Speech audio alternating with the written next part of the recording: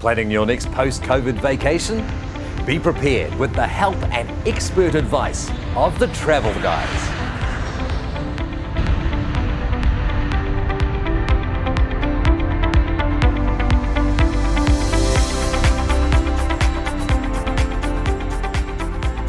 Hello and welcome. I'm Mike Hogan and welcome to the Travel Guys, a weekly show on what's happening with travel around the world and locally. And today I'm delighted to have him as my guest, Mr. Graeme West, the General Manager in New Zealand for Cook Islands Tourism. Welcome, Graeme. Great to have you along. Thank you.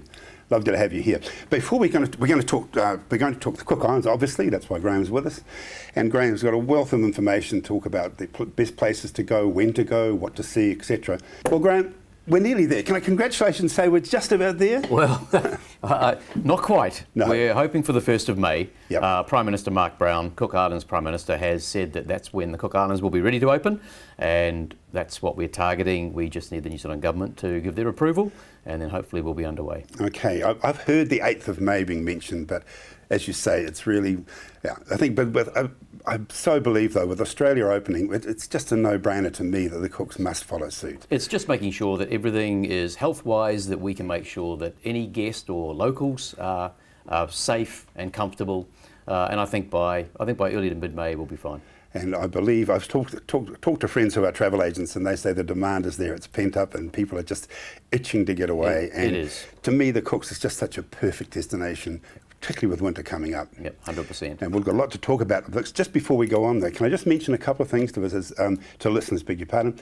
The opening of the bubble to Australia, it's very exciting and it is great news. And again, I mentioned about travel agent friends of mine are swamped with bookings, but just a couple of things to bear in mind. And this is a strong recommendation from our PM herself and from other people and the airlines. Do be aware that there are some hooks there. If something happens and you're over in Australia and there is an outbreak, you've got to be prepared for a 14-day self-isolation, not even self-isolation, or into covered isolation here or in Australia. And the travel insurance companies won't be covering you for that. So just be aware that that is one small hitch. Another one is, which I was only made aware of today, Western Australia hasn't opened, and there's a tremendous amount of Kiwis with associations to WA, and I think that was quite a surprise to me because they've had a very, very small incidence of COVID. Perhaps that's the reason why they've kept it away from New Zealanders. And the other thing I think is interesting that Air New Zealand are recommencing services to Hobart and to Adelaide. Now, the last time they flew to, no, it wasn't Air New Zealand, it was Trans-Australian Airlines 100 years ago, flew from Hobart to Christchurch on a twice fortnightly service. So interesting to see that is opening up as well. So it's all going to be going for Australia, but we're not talking Australia today, we're going to be talking about Cook Islands.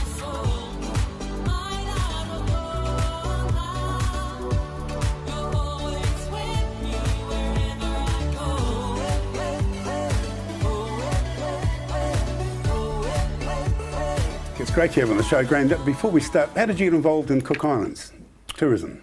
Well, let me think. I started in tourism when I was 21 years old, when I was working in a bank and realised that wasn't quite for me. And I took a job with Newman's Tours in those days, which you'll be familiar with. Yep. You know, at that time they were the leading tour company in New Zealand, and then had motorhomes and things, so I worked for Newman's. And then that just extended my career. They sent me to North America to represent them up there. And ultimately went into the hotel business for some time. Tourism Holdings I was actually with, which is, you know, Waitomo Caves and different attractions and Maui and Brits motorhomes. And then 10 years ago nearly, started with Cook Islands Tourism. And what I liked was I felt a small country, I thought, you know what, you can make a difference. One person can make a difference in a small destination. And I think that's why I'm still there 10 years later, because I love the fact that I can see the things we do make a difference to the population and the people up there. Well, I can say that in the dealings I've had with you over the years, I can reiterate that you definitely have made a difference. Oh, thank you very much. Pleasure. That's very kind. Okay, carrying on now. Cheers. Okay, Graeme, a very obvious question, because quite a few Kiwis have been to the Cooks, but not everyone. Where exactly is it and how do we get there? Okay, it's easy to get to. Northeast of Auckland, 3.5 hours, so easy. Although we should talk about the date line, because we are across the date line. So if you leave New Zealand on a Sunday morning, you'll arrive on Saturday afternoon at the Cooks. Or when you're returning home, if you leave on a Monday afternoon, you'll arrive back into New Zealand early evening. So just a little thing for people to remember when they're booking accommodation. If they're not using a travel agent, then they need to be aware that they've got to have their accommodation from the day before the day they leave New Zealand. And it confuses the heck out of so many people. It does. And that's why a travel agent is so important. Things like That's that. very because handy. I think I stand to be corrected on this, but I understand any flight involving crossing the date line, there's up to 10 to 15% no-shows. By no-shows, people are not turning up or turning up 12 hours late or 12 hours early because they've been confused about the date line. And it's my pet grieve is I think all airlines should do 24-hour clock. I don't know how you feel about that. Yeah, it's true. It is just so confusing, particularly, and this is in New Zealand, a little dig at you, when you have an afternoon flight which says 0040 or 0415 p.m., people are so used to the 24-hour clock. If it says 0420, that's 0420 in the morning. So 0420 p.m. to me is almost an oxymoron. It's a little thing, but it does confuse a lot of people. So, and is there any New Zealand flights, any other carriers flying there from New Zealand? So prior to COVID, we actually had 3 carriers. There was Air New Zealand, Jetstar and Virgin Australia. Yep. But what's happened at the moment is Virgin at this stage won't be flying the route any longer, but we're hopeful that both Air New Zealand and Jetstar will still remain in the market. Okay, but plenty of capacity, of course. There will be plenty of capacity once we get an opening date. Yeah, okay. And just a small aside at this stage, to my understanding, there's never been a case of COVID in the Cooks? Not one case of COVID at all. So, we've been very fortunate. As an island, we were able to close the Cook Islands border. There was nobody allowed in, whether by sea, land, air, any way. Right. So very fortunate, and that's why we're looking at being able to say we have a very comfortable, safe environment for Kiwis to come to. Great. And again, some of the things that make it special, one thing that has always appealed to me about the Cooks is the tremendous variety of accommodation. It's more so than any other island that I can think of in the South Pacific. Can you just cover off on that a bit, please? Yeah, sure. Look, it's we've got anything from holiday homes or batches, as we would call them here, and most of them are on the lagoon, or a lot are on the lagoon. Beautiful. They normally have stand-up paddle boards, kayaks available for you to use. Then we've got family-friendly resorts. We've got adults only. We've got deluxe villas. So there really is a really good combination and variety. When I speak to people at consumer shows, often if they haven't been to the Cooks, they'll say, well, why would I go there? And what I find is that when I let them know that it's so easy to get there, it's easy once you're there, it's a really relaxed environment, down to earth. And one of the differences is that from other islands is that you don't stay in your resort. You actually go around and about the island. It's only 32 kilometres around, so you're only 20 minutes from anywhere by either bike or car or scooter, or the bus that goes clockwise or anti-clockwise. Right. So it's very easy to get around. And the nice thing is you're actually going to cafes, restaurants, beaches where the locals are. Yeah. It's really like an annex of New Zealand, a beautiful tropical island that is part of New Zealand. A lot of the products are the same. So you go to the supermarket and get things, or you go out for dinners and you'll find that a lot of the beers and wines and foods are from New Zealand. So it's there's a really nice familiarity for Kiwis when they go there.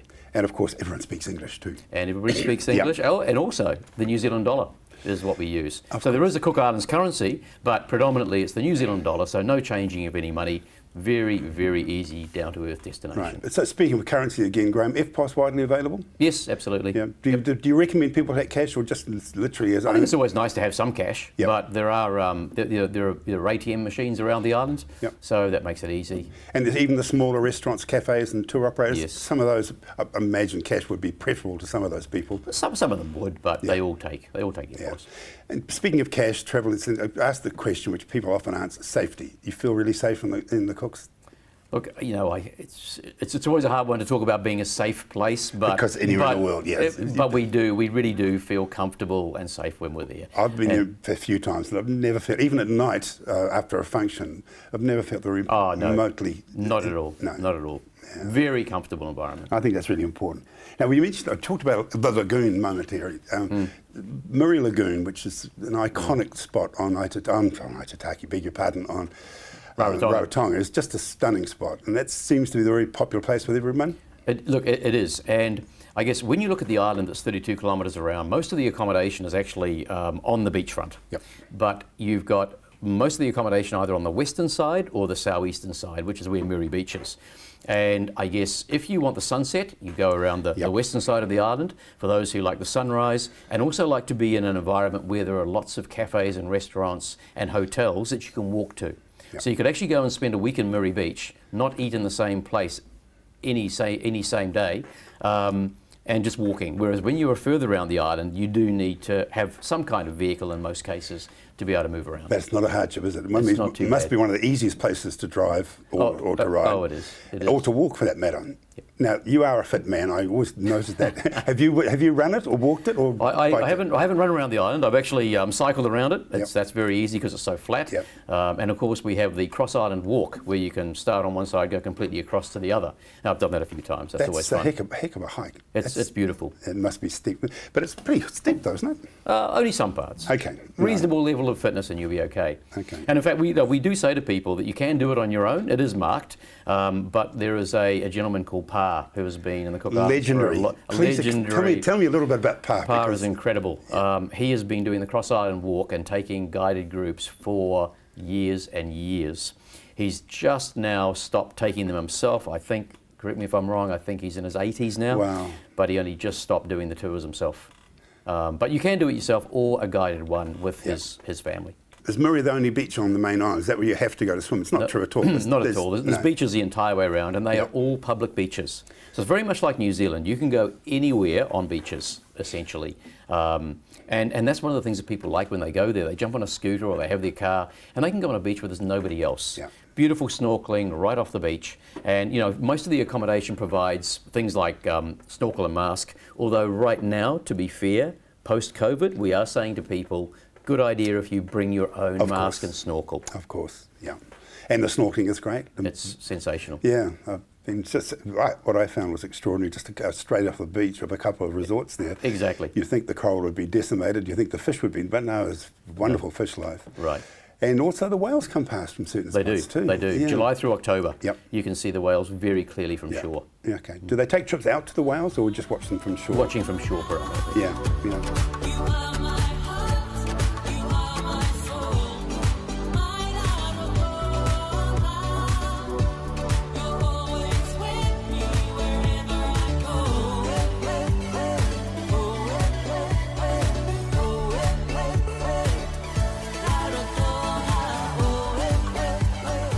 Graeme, what I found really loved about the place is the genuine hospitality of the people. And I say genuine because it's a more laid back side. Some countries in the world where you get off the plane and you see people descend all over you. Right. And I've found that's the opposite in the Cooks. People aren't coming up and hustling you, trying to sell you anything. But if you wander over and have a chat, it's like going to Te Awamutu or going to a small town in New Zealand. Hey, mate, how's it going? And you often get that answer, yeah, mate, good, how are you? You're exactly right. There's no hawkers, there's nobody trying to sell you anything. In fact, it's almost the opposite. Yeah. You need to sort of say, I would like that. Cook Islanders are very gentle-natured people, and they don't push themselves on anybody at all. Right. What we find is there's something actually, an activity that's called the progressive dinner. And yes, I've heard about we've that. had people absolutely love it. You go to several people's houses, and you'll have an entree at one, main meal at another, dessert at another. They take you on a coach. There's always some entertainment. The reviews we get on that is just incredible. You're in people's homes. You're enjoying these meals that they've produced, which are sensational. And I would recommend that to anybody who goes to the Cooks. It's great. And it's at private homes. It's not commercial Private venture. homes, not commercial. Oh, I love that sort of thing. That really is good. Now, the Cooks, of course, is not all Rarotonga. Aitutaki, it's got a magical ring to it as a name and as a reputation. Tell us more about Aitutaki, what makes it so special? I think it is that pictures and photos don't actually do it justice. You know, a lot of places you go to, you think, oh, they look great in the picture, but not quite the same when you get there. For sure. Whereas Aitutaki is the complete reverse. The blue, the colours, the different shades of blue are just amazing on the lagoon. And I think that's probably one of the biggest things. I've been there, and you can't replicate what you're seeing in real life on a camera. It just doesn't do it justice. Can I verify that? I had one magical experience out there. I went out for a day, just for a day, which I wish it could have been a lot longer. And we called into see an old friend called Thomas Koteker. Of course, you'd know Thomas. There's a little, very, very casual, basic little resort, lovely spot there. But it had a magical afternoon, just floating in Aitutaki Resort. Right. Just there's 3 or 4 of us having a chat. A couple of locals came by, we paddled ashore, had another beer, and then came again. And then somebody came down with some sandwiches. And I think about 4.5 hours, we were pickled by, not pickled in the, I'm just talking about the skin.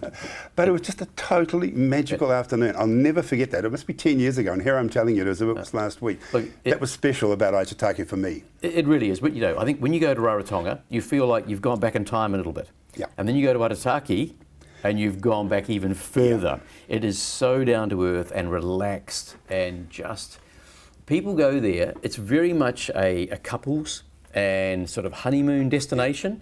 It is ideal for those people just wanting to chill out. But now, in saying that, to spend time on the lagoon, either on the Vaka cruise that goes out for the day or taking a private charter, you know, you can do everything from snorkeling, scuba diving outside the lagoon, of course, spearfishing outside the lagoon, water skiing, kite surfing. So there's a huge number of things you can do there, but a lot of people do go there just what I did. Just like you did, just to wind down, sit in the lagoon, the beautiful warm water, and just relax. It was a very special time, it really was. But the other, there are some number of other islands as well, very uncommercialised, and the one that's intrigued me, and I've never been to it, is Atu. Have you been? You actually pronounce that very well. A lot of people can't. It's spelled A-T-I-U, and it is pronounced Atu. Well done. Look, I have been there. It's totally uncommercial, I believe. It's not your quintessential tropical island like Aitutaki and Rarotonga are. It is more of a back to nature. It is very basic.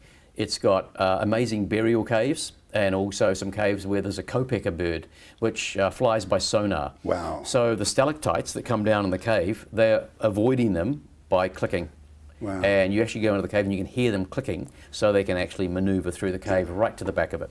And there is accommodation there, but I believe it's quite basic, but still comfortable. It's lovely. It is actually, it's quite a unique experience to spend 2 or 3 nights on. Yeah. And it's only a 45-minute flight from Rarotonga. And how many islands in total? There's 15 in total. So that's extraordinary. That's 15 inhabited islands. Not all inhabited. Not all, okay. But still, and how many, well, there's a question too, I should ask the question. What is the total population of the Cooks? It's about 14,000. Okay, and so, quite a few here in Auckland too. Quite a few, more in Auckland and more in Australia than there are in the Cook Islands. In fact, Auckland's the biggest South Pacific country, city in the world. Right. An average holiday there, just backtrack again, you mentioned couples, but of course it's a great family destination as well. And I think that is really important to stress. You've mentioned couples, fantastic, and you've got wonderful villa style, total privacy. I've seen some of the villas there that are just breathtaking, and you've got your own private pool, and you've got your own, and you can even get caterers in if you want to go that extent. Right. Yes. Through to this really great family resorts with lots of activities for the kids. Correct in saying that it's great for both markets? 100% correct, Mike. That we've got the three largest hotels on the island of Rarotonga are all family friendly, and they cater to families exceptionally well with kids clubs and multiple things to do. One thing I should mention is that those are when I say 3 biggest hotels, we're not as big as the hotels in a lot of the other islands or other places. Yeah. We don't have any internationally branded hotels on the Cooks, and most of ours are smaller, anywhere from 30 to 60 rooms, as opposed to 300 rooms that you find in some other places. Our 3 family-friendly, the big properties, are around sort of 250 rooms or 150 for one of them. So not quite as big as some of the other ones. But still got everything, all the activities. Everything there. people want. Yeah. Kids love being in that environment, and kids just thrive. In fact, I've noticed that a real a surge in the intergenerational market, mum, dad, and grandparents and kids, and that's where I know one of the properties there, the Edgewater, had 3-bedroom villas, and it was perfect for that market, and it was so popular. Mum and dad and the grandkids going along to be babysitters, of course. Correct. And often wonder who's paying. Right. The kids, mum, dad, grandparents. But we have seen a lot more of that. A lot more of the intergenerational travel for sure. And even we find grandparents taking the kids, leaving their kids out, but taking the grandkids. So it's beautiful to see. Even better.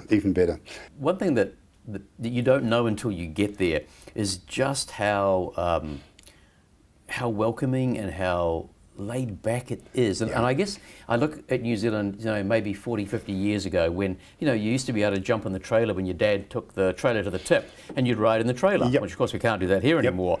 But you look at Raro and you see kids in the back of pickup trucks on little chairs or anything driving around the island. In fact, I was there with my daughter one time. We got caught in a massive storm, and as we were walking back to the resort, a truck just pulled over with a couple of kids in the back under a tarpaulin, and they said, jump in, where are you staying? We'll take you to wherever you're going. So we jumped on the back of the pickup truck. It was one of the highlights for my daughter of our trip.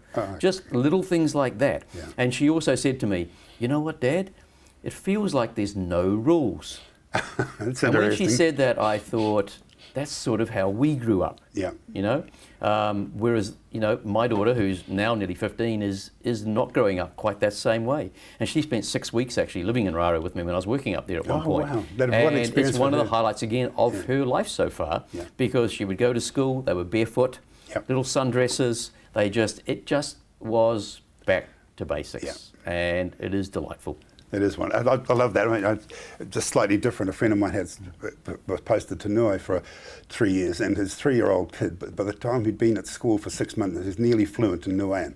Kids Right. just soak it up, don't they? That whole thing. And It's Right. really special into things Yeah. like that. Yeah. No, the other thing too is I'm a keen golfer. There's a nice little golf course there too. There is. It's only 9 holes, I know. but you can go around it twice. It's fun. There was a great atmosphere. I just had more laughs on that golf course. Yep, it is. Well, it might have been the beers afterwards. I'm not quite. Maybe a mix of both, but it was really enjoyable. I really loved that. And of course, the other thing that everyone does is go and you sit at the end of the runway when the Yes. planes come in. Yes. Are we supposed to? Is it all right? Oh, it's fine. You can. Yeah, But they come over the seawall. It is actually quite cool to stand there and watch Is it ever? a Dreamliner or a 777 go right across your head. It's And it feels like it's 6 inches from your It head. does, yeah. No, that's really special.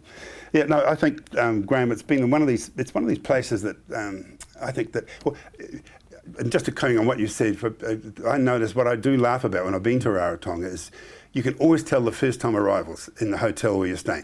Where's that drink? I ordered it 5 minutes ago. I didn't want a gin and tonic. I ordered a vodka and tonic. God's sakes, man. 2 days later, gin, Right. vodka, doesn't matter? No, it doesn't really matter. I'm here. I'm relaxing. people chill out very quickly. Yeah.